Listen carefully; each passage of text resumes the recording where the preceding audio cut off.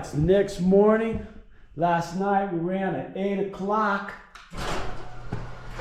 running that material in the back. Let's see. Yeah, look what's left of that. 40 tons, a spot. Let's go check out the back. Probably a reason why the wife nicknamed me the wise guy.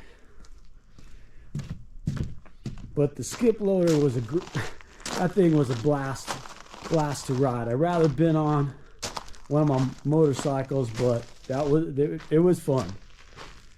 All right, let's take a look. Got a pile over there.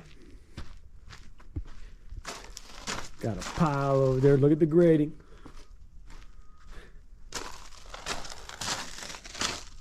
Now I'm gonna say it was really a day and a half, but it was 2 days. 2 days.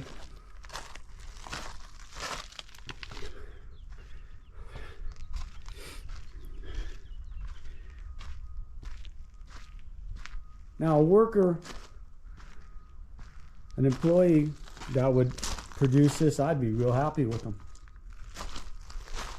Left neat, left clean, ready for the next phase, which will be, we're gonna get a trencher, cut it all the way, and run out 3/4 supply to where that pile and wheelbarrow is, right there.